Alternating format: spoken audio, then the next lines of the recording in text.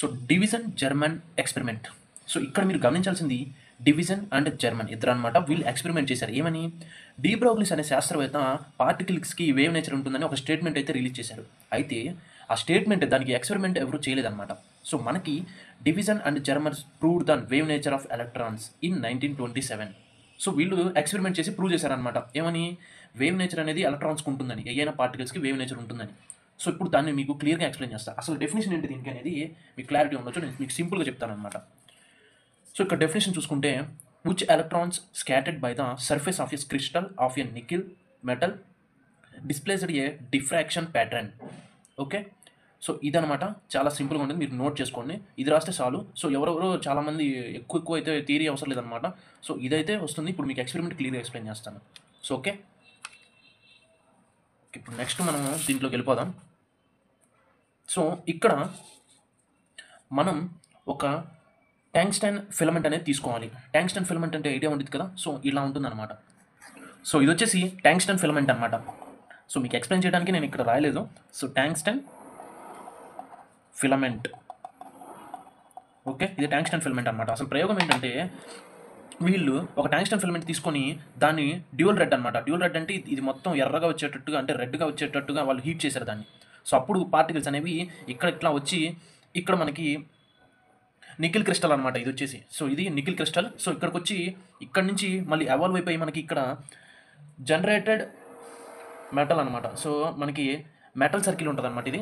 So metal circular scale అంటారు దీన్ని. So దీనికి వచ్చి మనకి ఇక్కడ ఒక సిలిండర్ అయితే తీసుకుంటాము. సో దాన్ని ఇన్సులేటెడ్ సిలిండర్ అంటారు అనమాట. ఓకేనా? సో మీకు మొత్తం ఎక్స్ప్లెయిన్ చేస్తాను.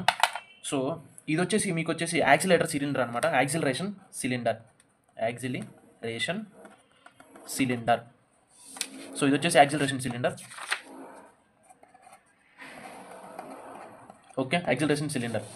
సో ఇక్కడ మీకు స్మాల్ కనిపిస్తుంది, ఇది అనేది లో పొటెన్షియల్ అనమాట. ఇది వచ్చేసి హై పొటెన్షియల్. ఏం లేదండి, ఇక్కడ మనం సింపుల్గా 6 వాట్స్ తీసుకుందాం. సో ఇక్కడ వచ్చేసి 54 వాట్స్ అయితే తీసుకున్నాం. సో మీకు ఎక్స్పెరిమెంట్ కాబట్టి వోల్టేజ్ అనమాట ఇది. 54 వోల్టేజ్లో తీసుకుందాం పొటెన్షియల్ అనేది. సో ఇక్కడ 6 వాట్స్ తీసుకున్నాం. ఓకేనా? సో టంగ్స్టన్ తీసుకున్నాము, మనం వోల్టేజ్ ఇచ్చాము అంటే ఇది హీట్ అవుతుంది. ఓకేనా? ఇక్కడ హీట్ అవుతుంది. 2 సిలిండర్స్ ఇచ్చాము, యాక్సిలేటర్ సిలిండర్స్.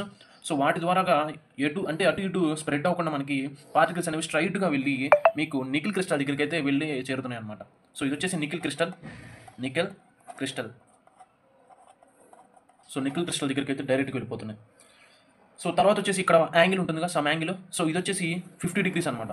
మనకి సింపుల్గా మీకు ఎక్స్ప్లెయిన్ చేయాలంటే, ఇక్కడ మనం టంగ్స్టన్ ఫిలమెంట్ తీసుకున్నప్పుడు మనకి 27 దగ్గర నుంచి అనమాట. సో 27 వోల్టేజ్ దగ్గర నుంచి వీళ్ళు ఏం చేశారంటే హీట్ని పెంచుతూ పోయారనమాట. సో అప్పుడు డ్యూల్ రెడ్ కలర్లోకి వచ్చిందనమాట ఈ టంగ్స్టన్ ఫిలమెంట్ అనేది.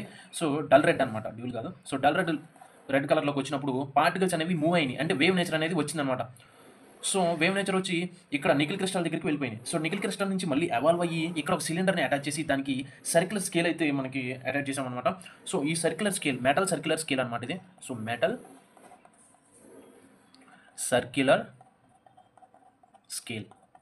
ఓకే, సో వీళ్ళు దీన్ని ఇక్కడ అబ్జర్వ్ చేశారనమాట. ఇక్కడ మెటల్ సర్క్యులర్ స్కేల్ నుంచి సిలిండర్ నుంచి మనకి ఇక్కడ ఇన్సులేటెడ్ సిలిండర్ అనమాట ఇది. Insulated cylinder. ఓకే, సో ఇది వచ్చేసి గ్యాల్వనోమీటర్. సో తర్వాత గ్యాల్వనోమీటర్కి అటాచ్ చేశారు. సో గ్యాల్వనోమీటర్కి అటాచ్ చేశారనమాట. సో వాళ్ళు అటాచ్ చేయగానే వాళ్ళకి ఇక్కడ తెలిసిపోయింది అనమాట, ఈ సర్క్యులర్ స్కేల్ దగ్గర పార్టికల్స్కి వేవ్ నేచర్ ఉంటుందని వాళ్ళు కనిపెట్టారనమాట. సో అదే ప్రూవ్ చేశారు ఎక్స్పెరిమెంట్గా. సో అయితే డీ బ్రోగ్లీస్ అనే శాస్త్రవేత్త స్టేట్మెంట్ అయితే రిలీజ్ చేశారు. అప్పుడు వీళ్ళు ఎక్స్పెరిమెంట్ చేసి డెవిసన్ అండ్ జర్మన్స్ ఏం చెప్పారంటే, నిజమే, డీ బ్రోగ్లీస్ చెప్పింది నిజమే, పార్టికల్స్కి వేవ్ నేచర్ ఉంటుందని ప్రూవ్ చేశారు. సో ఇదనమాట స్టేట్మెంట్. ఎగ్జామ్లో వీటిని ఇట్లా అడుగుతారు. So explain the de Broglie's hypothesis of matter waves. ఈ 3 క్వశ్చన్స్ నోట్ చేసుకోండి. ఇక 4th క్వశ్చన్ వచ్చేసి మీకు ఏ మోడల్ అడుగుతారంటే డెవిసన్ అండ్ జర్మన్ ఎక్స్పెరిమెంట్ అని అడుగుతారు సింపుల్గా. ఓకే, ఇంతవరకు అర్థమైపోయిందా? సో ఇప్పుడు మనం గ్రాఫ్ గీసుకొని మనం ప్రాబ్లం అయితే సాల్వ్ చేద్దాం. సో ఈ ప్రాబ్లం కూడా చాలా సింపుల్గా అయితే మీకు చెప్తాను. సో చాలా సింపుల్గా అయితే ఉంటుంది, ఎక్కడ స్కిప్ చేయకండి. సో గ్రాఫ్ అయితే తీసుకున్నాం. సో మనం నార్మల్ వోల్టేజ్ అనమాట. ఇది వచ్చేసి 50 డిగ్రీస్ వద్ద, అంటే 50 డిగ్రీస్ వద్ద వోల్టేజ్ ఉన్నప్పుడు ఇట్లా ఉంది గ్రాఫ్ అనేది, అంటే పార్టికల్స్ అనేవి ఇలా ఉన్నాయి. సో ఇక్కడ యాంగిల్ కూడా ఎంత ఉంటుంది? సో యాంగిల్ కూడా మీకు ఇది 54 ఉంటుంది. సారీ, ఇది 54, ఇది 50 ఉంటుంది యాంగిల్ అనేది. సో అప్పుడు అనేది ఇక్కడ 90 డిగ్రీస్ వద్ద మనకి పార్టికల్స్ అనేవి హీట్ అయినాయి, అట్లానే వేవ్ నేచర్ అనేది వస్తుంది. సో ఎప్పుడైతే మనం టెంపరేచర్ని రైజ్ చేసామో, 54 డిగ్రీకి రైజ్ చేసామో, సో అప్పుడు మనకి పార్టికల్స్ అనేవి మనకి నికిల్ క్రిస్టల్ దగ్గర నుంచి మూవ్ అయినాయి అనమాట. ఎంత డిగ్రీస్ 50 డిగ్రీస్ వద్ద మనకి మూవ్ అయ్యి ఇక్కడ ఇన్సులేటెడ్ సిలిండర్ దగ్గరికి అయితే వచ్చాయి. సో దాన్ని మనం తర్వాత గ్యాల్వనోమీటర్కి కనెక్ట్ చేసినప్పుడు పార్టికల్స్కి వేవ్ నేచర్ ఉందని వాళ్ళకి అర్థమైంది అనమాట. సో ఇదే సింపుల్ అనమాట. So wave length of electrons experimentally. So ఇప్పుడు మనం సమ్ అయితే చేద్దాం. సో బ్రాగ్స్ ఈక్వేషన్ తెలుసు కదా, సో ఇది మీరు బై హార్ట్ చేయాలి. సో బ్రాగ్స్ ఈక్వేషన్ రాస్తాను అనమాట. ఇప్పుడు ఒక్క నిమిషం. సో బ్రాగ్స్ ఈక్వేషన్ తెలుసు కదా మీకు, సో అదైతే ఇక్కడ రాసుకున్నాం. Bragg's equation. So Bragg's equation తెలుసు కదా, so n lambda equal to 2d sin θ. So ఇది Bragg's equation. So n lambda equal to 2d sin θ. So ఇక్కడ n వాల్యూ ఎంత, సో n అనేది 1 తీసుకున్నాం నార్మల్. సో n అనేది 1 తీసుకున్నాం. సో d అంటే ఇక్కడ d అంటే మీకు వచ్చేసి ఇది బై హ్యాక్ చేసుకోండి. d వాల్యూ అనేది 0.91 అనమాట. So okay. సో ఇప్పుడు సబ్స్టిట్యూట్ చేద్దాం. ఇక్కడ బ్రాగ్స్ ఈక్వేషన్లో సబ్స్టిట్యూట్ చేయండి. దీని ఈక్వేషన్ 1 అనుకోండి, సింపుల్గా ఉంటుంది. సో ఇక్కడ n అండ్ d వాల్యూస్ వచ్చేసి బ్రాగ్స్ ఈక్వేషన్లో పెట్టేయండి. బ్రాగ్స్ ఈక్వేషన్లో పెట్టినప్పుడు మీకు ఏమొస్తుందంటే,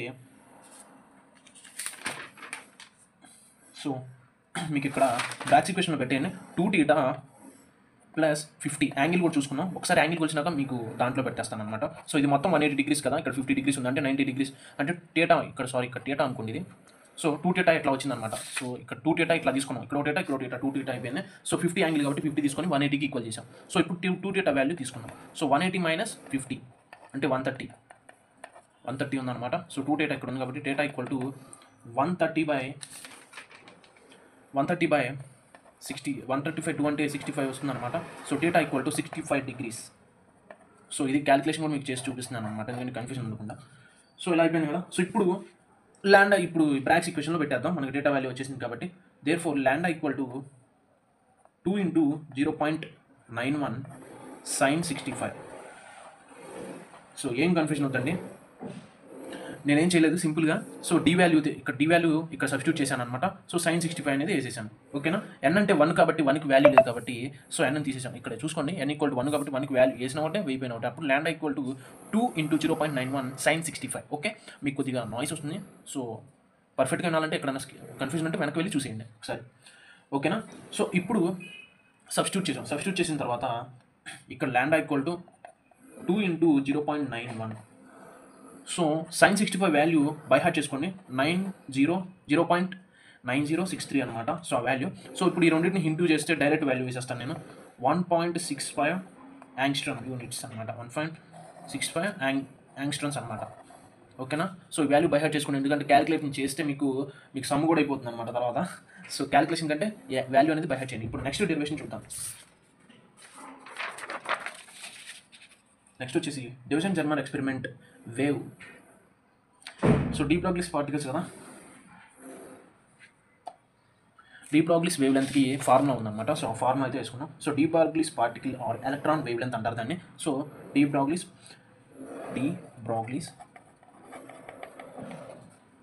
particle or electron wavelength అనమాట. ఇక్కడ ఫార్ములా వచ్చేసి lambda equal to 12.26 by √v. Okay.